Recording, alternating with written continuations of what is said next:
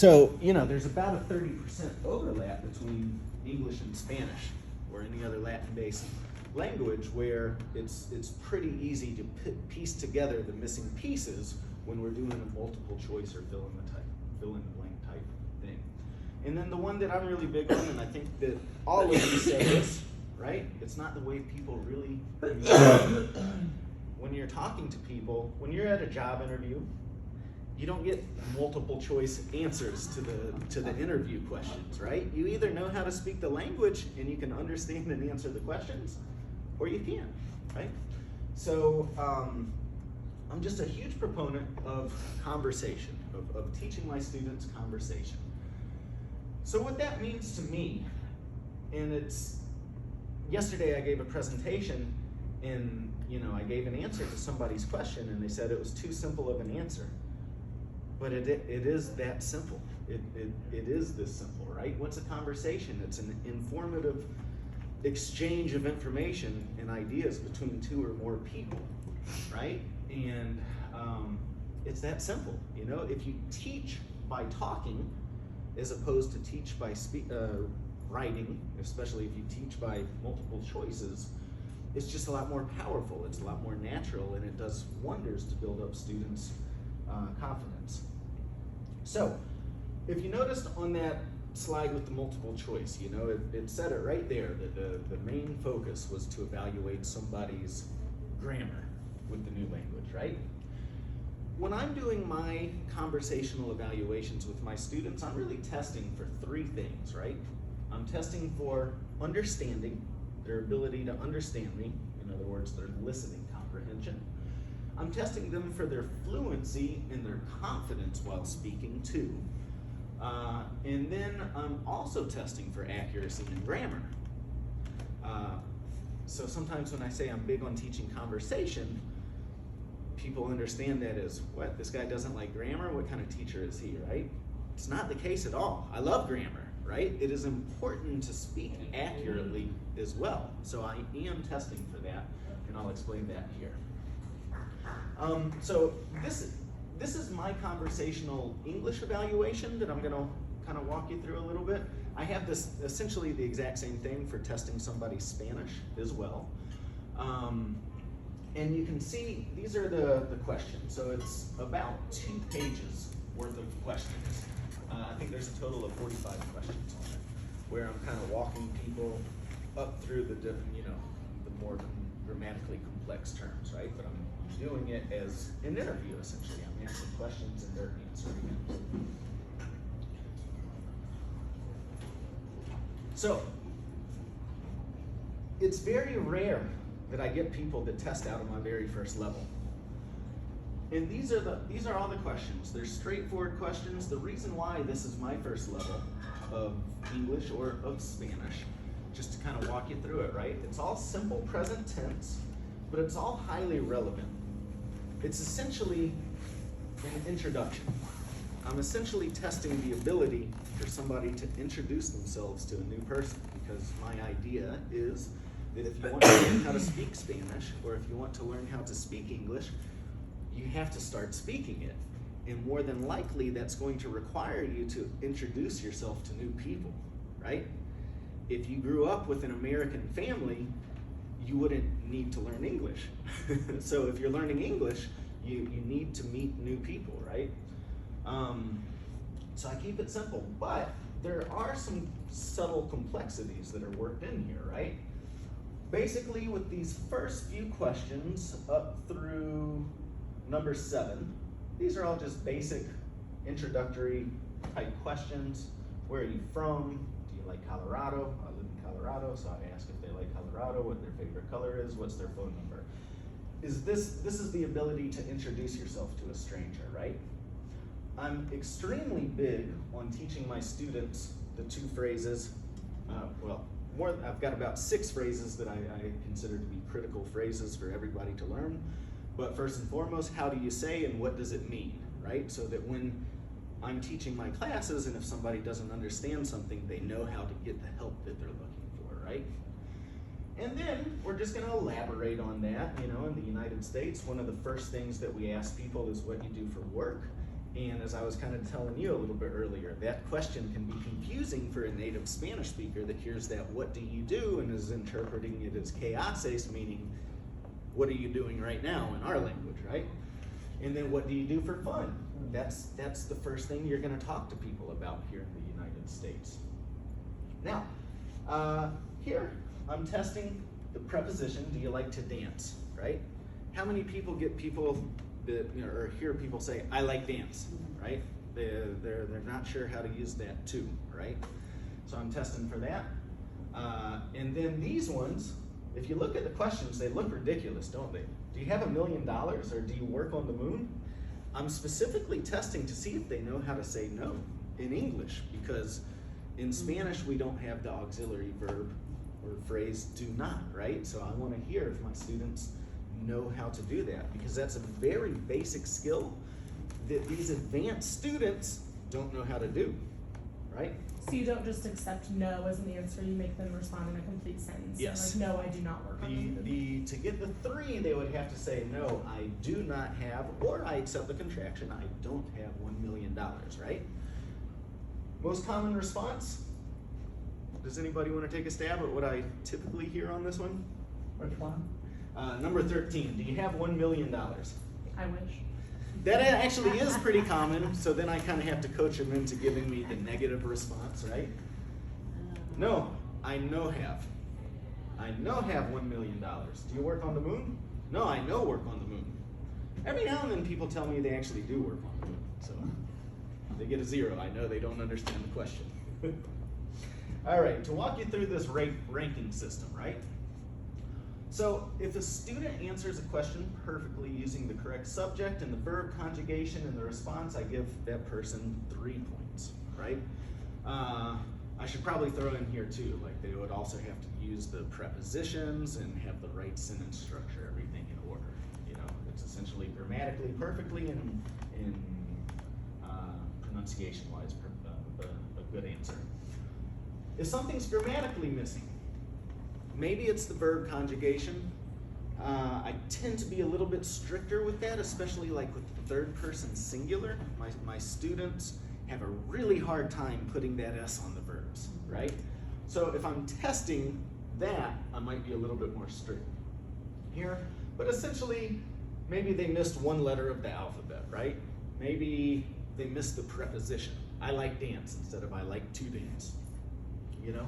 It's okay, most people would understand that response. You have to kind of take your language teacher hat off and put yourself in the place of the typical American that says, you know, oh yeah, I understand this guy, or I have no idea what he's saying, right? And then 1 point means they acknowledge the question, right? I know you're, en español, yo sé que me está preguntando por mi trabajo, pero yo no sé contestar, right? So they get a 1 for at least understanding, because like I said, I'm testing for that listening comprehension. And then a 0 just means the person doesn't understand and can't answer it either, right? And so when I'm doing this, when I'm going through this test, I typically stop after I get 3 zeros. There's no sense in continuing on. Total or in a row? Total, right? So like, and then it kind of, you know, some of this stuff is a little bit of an art form for me as well, just because I've been doing this so long, right? So Robin didn't get any 0s, but I stopped it because they're all 1. You know, he gets enough 1s that there's something significantly missing that we need to go back in and fill it in, if that makes sense. All right, so after I do the evaluation, for new teachers that are using this evaluation, they have this scoring. Once you get used to it, you don't have to tally up all the results. But if I ever have any sort of doubt, you know, I count up the 3s, the 2s, and the 1s, and then according to how many points they get, it tells me what level they should go into. Now, over the years, I've actually come into the habit of demoting a student by 1 level for best results. Meaning, if they score into intermediate 2, they get 110 points. I like to put them into intermediate 1. because it builds up their confidence more. I would much rather a student go into a class that's a little too easy than a class that's just a little too hard, because in my approach, in my classes, it's 99% conversation for the most part. If it's just slightly above their level, right, they feel overwhelmed, they start losing their confidence, right? And they lose their self-esteem. Whereas I found if I put them in a class that's just a little bit below their level, big boost in confidence. They get in there and they're like, wow, I can do this, right? Any questions about this? So, I'm just curious, how large are your classes? So I prefer to work with small groups. From time to time I'll work with larger groups. But if, the effective filter is kind of the core component of my methodology of making people feel comfortable, I like to work with small groups. Like, So average around 8 students, 4 to 8 students. I used to, pre-pandemic, I had a physical location. I had a total of 300 students and 15 teachers working for me. And we were maxing out between, I tried to put the rule down that 8 students max. Sometimes we would end up letting in about 10 students. I've also worked with larger groups. Every now and then I get contracted by the local high schools or other community centers, nonprofits, where they want the numbers, So it changes the dynamic quite significantly, teaching a class with 10 versus 20 students. But it's still, it's still possible with larger groups as well. Why do you ask that question? well, I taught ESL too, and I've taught, when I lived in Chile, I taught them, individually. I had a lot of one-on-ones, and, so I was just thinking how this works compared to, I wondered if you had one-on-ones. I do from time to time, by request. If students prefer private classes, then I make myself available for that. But I like the small group setting. I think that's fun. I think, in an ideal world, 4 students is the perfect class size, right? Yeah, Because you it get is. enough interaction between the different people, the different personalities, right? And everybody has a chance to speak. Exactly, yeah, and everybody feels really comfortable. So for the next part, I'm just going to show you a couple of these evaluations. So this is Saida. I did this evaluation, I think, back in April with her. So if you want to, get a piece of paper out, and as you're listening to her answers, I'll be interested to see, are you giving her a 3, a 2, a 1, or a 0? Okay, so keep that in mind. 3 is perfect, 2 is okay, 1 is understandable, 0 is completely not getting the question, right? Entonces, ¿usted desea aprender a hablar el inglés? Sí, ¿Sí? ¿Qué tal el inglés actualmente? ¿Habla algo de inglés o piensa comenzar desde cero? pues entiendo y sé algunas palabras, pero lo que se me dificulta es hablarlo porque como que me da mucha vergüenza. Entiendo. Pero sí habla algo. Hold on, I just realized that you can't see this. Let's see here, so I have to close my presentation.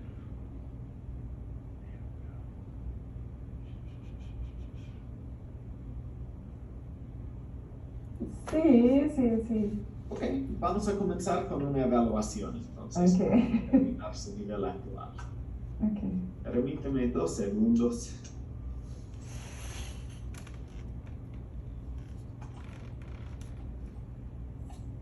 Bien, Zaira, aquí le voy a hacer varias preguntas en inglés. Ok. Como es un examen, tiene que contestar con oraciones completas. Ok. No se preocupe, voy a ayudarle. Kind of trying to get set up and find my Ok, paper. entonces, how are you? I'm good. What is your name? My name is Saida. How do you spell Saida? S-A-Y-R-A.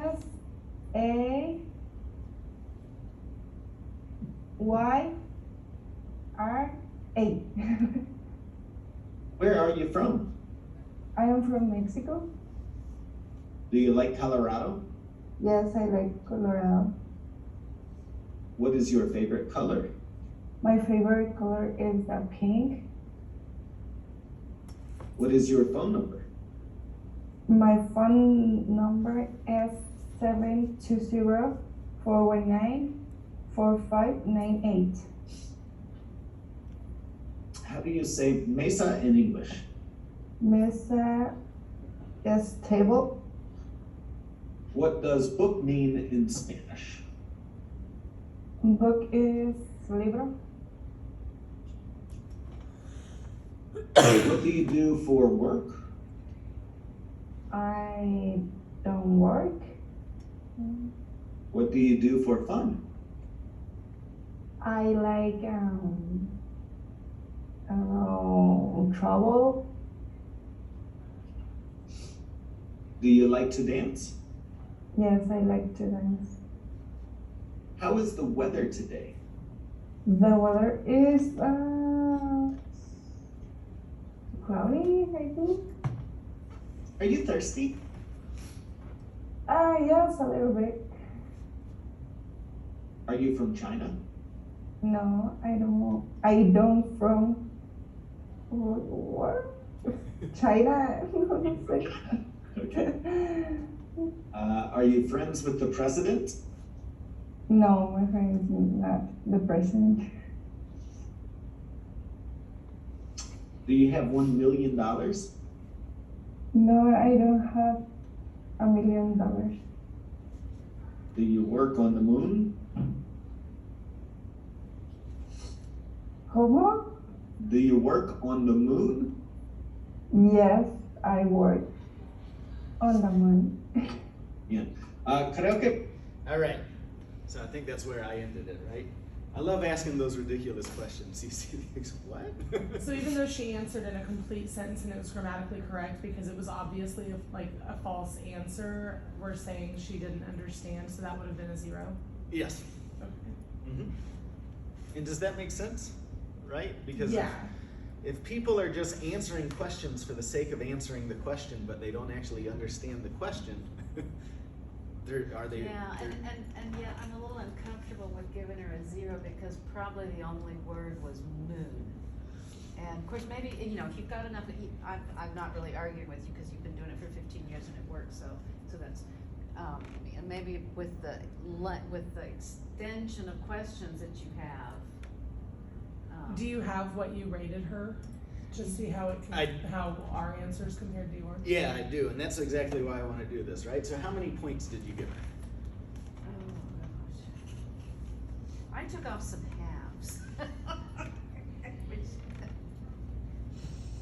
Yeah, you know, you have to kind of get used to this, right? But and theoretically, that should be fine too.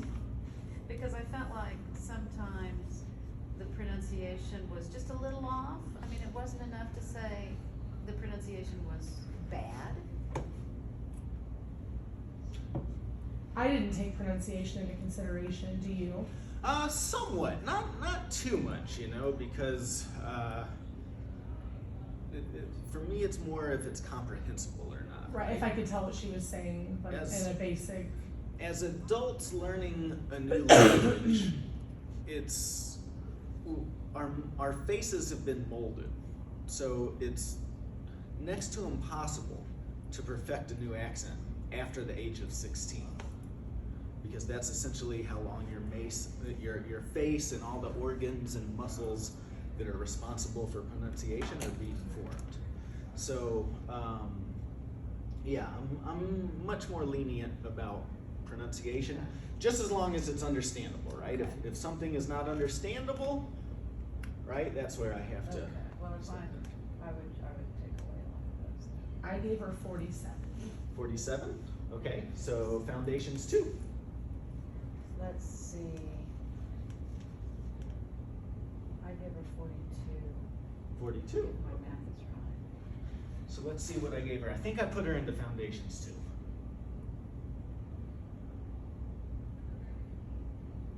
Pasar en el segundo nivel para Segundo superar éxito. Okay, so good job. So from here, after I do the conversational evaluation, then I also give a class, because not everybody tests well, right? right? And in what are we at, about 4-minute long conversation with somebody, that's too short to really, right? If I'm just asking one question to see if they know the positive or the negative tense, you kind of have to do it a little bit more. So I started doing this during the pandemic. Before I didn't do this. Before I just administered the evaluation and popped students into classes according to the evaluation. When I had to go online and everything just became chaotic and a complete nightmare, I started this practice of doing the evaluation and then giving a class. And I found that even improves the accuracy by like tenfold. So despite how good I am at doing these conversational evaluations, every now and then you get into a class and something doesn't add up right.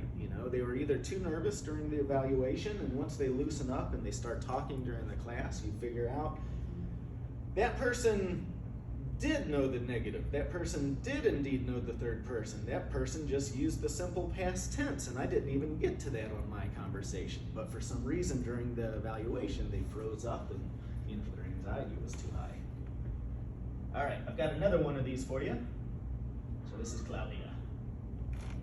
Hola, ¿cómo está? Bien, bien, gracias. ¿Y usted? Sí, muy bien. Qué bueno. Claudia, cuéntame, ¿quiere aprender a hablar inglés? Sí, Bien. ¿Habla algo de inglés actualmente? sí, hablo un poquito. Nada más que todavía me da un poco de pena hacerlo. Entiendo. Bueno, entonces sería buena idea empezar con una evaluación, ¿cierto? Ok. Ok, permíteme 2 segundos. Ujú. Ok. Bueno, Claudia, aquí le voy a... déjame buscar un papelito ahora. Aquí le voy a hacer varias preguntas en inglés. Como es un examen, tiene que contestar con oraciones completas, o sea, contestando con el verbo, ¿ok? Bien, vamos a preguntar. How are you? Good, how are you? Entonces la oración completa sería yo estoy bien. Okay. How are you? I'm good. Okay, How are you? I'm good, thank you. What is your name? Okay. My name is Claudia. How do you spell Claudia? Claudia. Where are you from? I'm from Mexico, Guanajuato. Do you like Colorado? Yeah, I'm like Colorado. That was pretty subtle, but did you hear what she said? I'm like. I'm like. Would you give that a 2 then? I might actually give that one a 1. Because she's using a completely different verb that doesn't go there, right? Okay.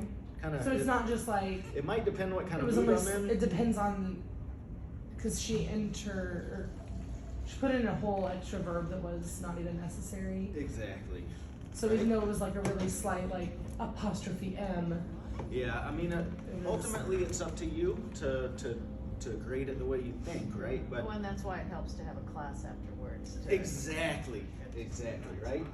But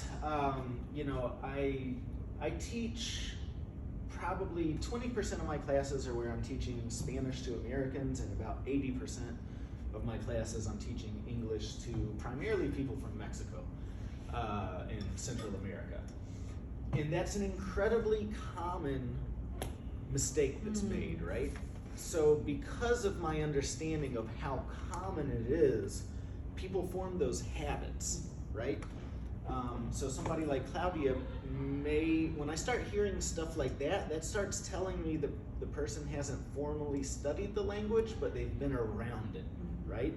They've learned something, they start using it, but nobody corrects them on it, and it turns into a habit, right? So it may be incredibly subtle, and that's why I wanted to stop and talk to you about it, but it's incredibly important. And once somebody develops a bad habit like this, it is incredibly hard to fix it. it is incredibly hard to fix it. And it might not be a big deal communication-wise, right? But she knows something's wrong, and that's why she's coming to me to help fix it, right? So sometimes when I hear stuff like that, I'm a little bit stricter with that type of mistake. What is your favorite color? My favorite color is black. What is your phone number? My phone number is 303-990-7015. How do you say mesa in English? Table, What does book mean in Spanish? book, libro. What do you do for work? I'm work from La Michoacana. Did you hear it? I'm work. She just said it again, right? So she's got that habit strong. It sounds The like ice you said cream. from, She did. and that's four, I mean, it's, I'm assuming it's four. She should be saying 4, exactly. Store, Mexican ice cream. Okay. What do you do for fun? I go to the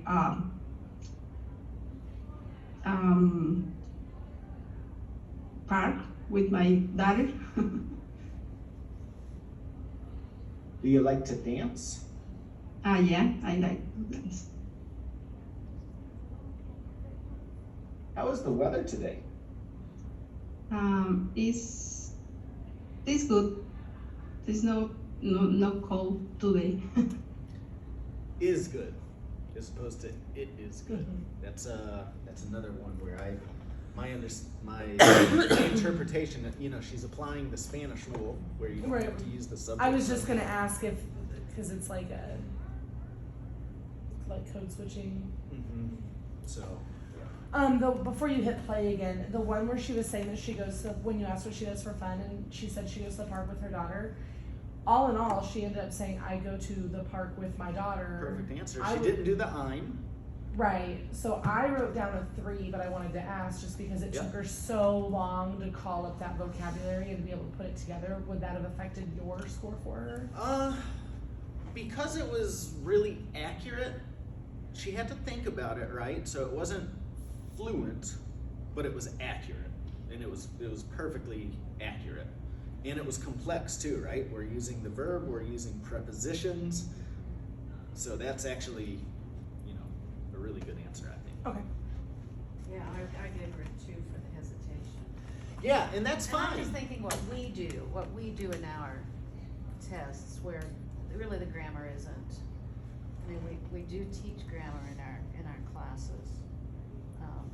But when we do the oral evaluation, at least I almost completely disregard the grammar, especially at the first and second semester. Yeah, it really depends. But the fluency is important. It depends on exactly what how you're weighting stuff too, right? Because some people might, I've heard a lot of people that talk about teaching conversation where you weight differently accuracy versus fluency, right? So, And do you take into consideration that they're not prepared for the questions you're giving them? So she's like, oh my gosh, I work 70 hours a week. I don't have time for fun. What do I do for fun? Yeah, right.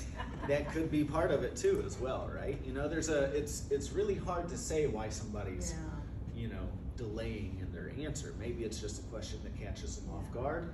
And you hit the nail on the head. A lot of these students I can't tell you how many people that get to that question, they're like, fun? What is fun? What is fun? And not because they don't know the word F-U-N, Yeah. because they... No, they understand Because they fun. work 70 but hours a they're- week and have 3 kids. Exactly, and I get that comment. I'm a teacher with a toddler. I don't know what fun is either. I get that response, right? So, yeah, that's a great comment, right? It's a great thing to take into consideration.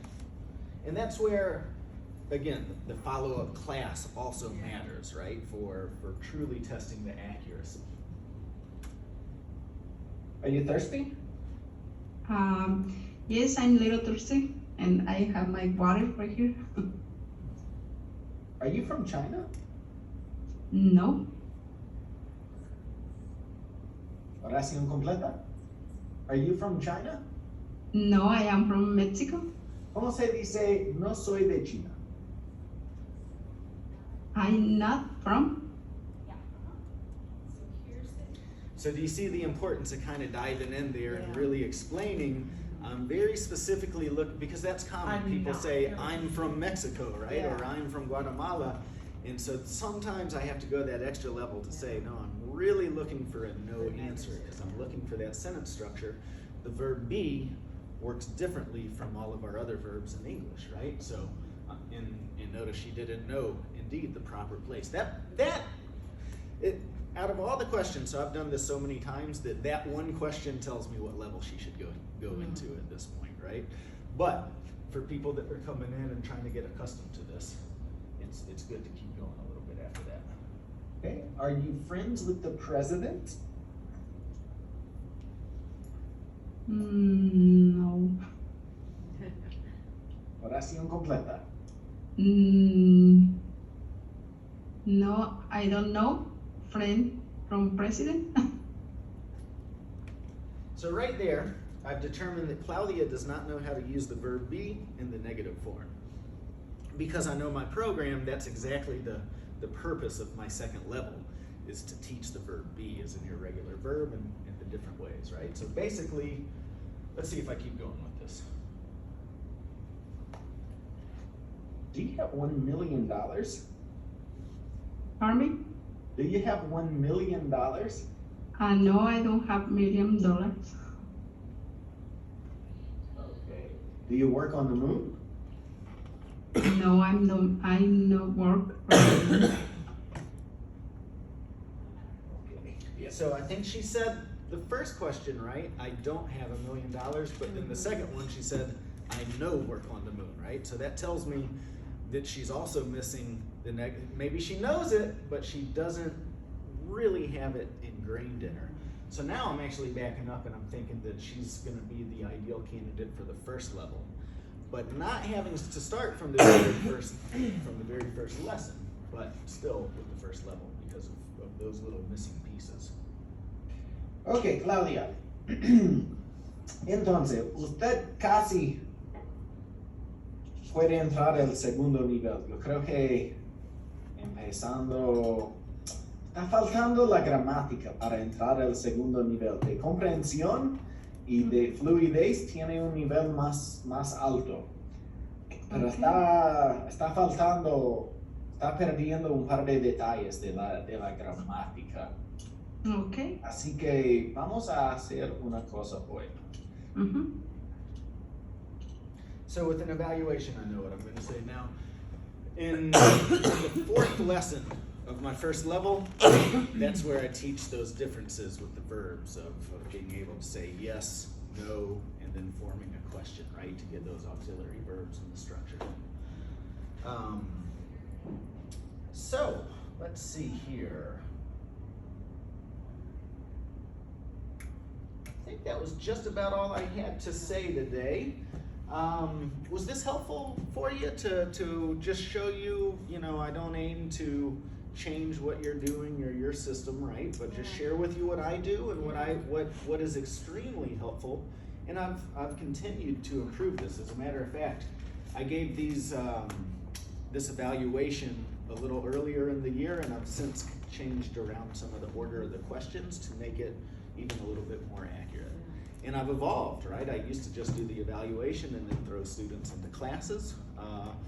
And then I've come to the conclusion of how much more beneficial it is to everybody involved by actually giving that introductory class right away to confirm that the evaluation is indeed accurate for me. So, again, here's my contact information. Feel free to take a screenshot. You'll also get the presentation. You can download it from the file sharing folder, or you can follow up directly with an email to request it, and I'll send it over to you. As we wrap things up, I'd love to hear your feedback, your comments, or any other questions you might have.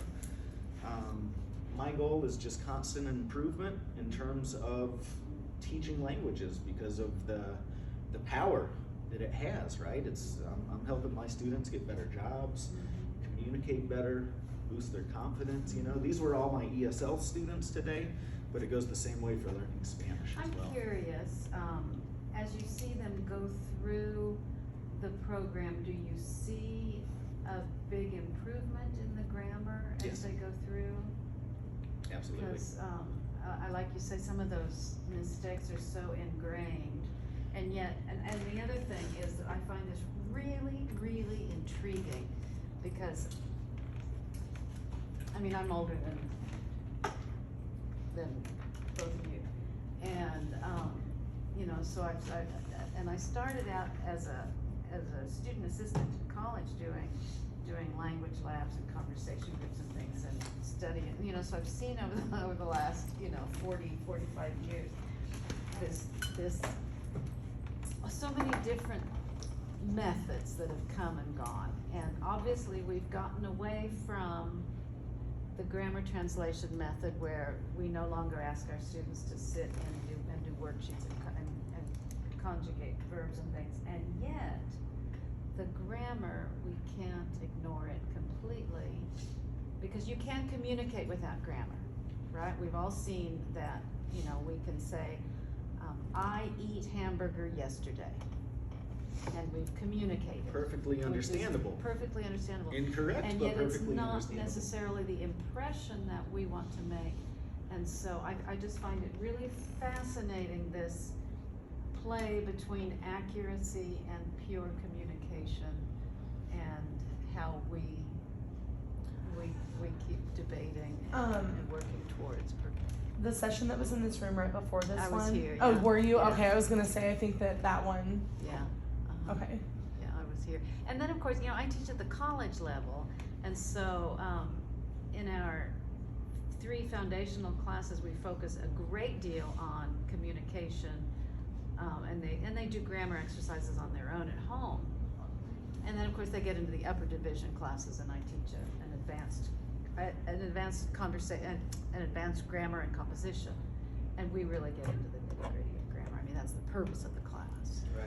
The way I see it is like even when our English speaking students are learning English, I don't feel like anything is severely grammar heavy until Yeah. like middle school or high school. And so when I'm thinking about my fresh Spanish learners, I want to build confidence and get them doing something before I go in to fine tune that. And like what Bryce was saying the first session, like what are our goals and what are their goals? Like I know if they're college bound, they're going to likely be expected to know what a conjugation chart looks like and like how to use direct object pronouns and things like that. So then in my upper levels, also if they've stuck around in my class for like when it's not required and they're in year 4 of it, then I'm like, okay, I'm gonna give you some more like meat of it rather than, here's our TPRS story and here's all of our fun stuff. And Although you might be surprised how many students get to the advanced grammar and conversation level and still can't use a direct object pronoun. I was taught like hardcore grammar. I Me couldn't too, yeah. speak any Spanish until Yeah. probably year 2 of college. Yeah. But Well, I could conjugate some verbs in 8 different tenses. Exactly. It Yeah, took what- me about 4 years to get comfortable introducing myself in Spanish. I could ace a test and nail the subjunctive. I remember studying abroad in college and I'd been learning the language for 7 years and I Yeah. was in Costa Rica and I was like sitting there paranoid, like Yeah, well, unable and to your use. affective filter.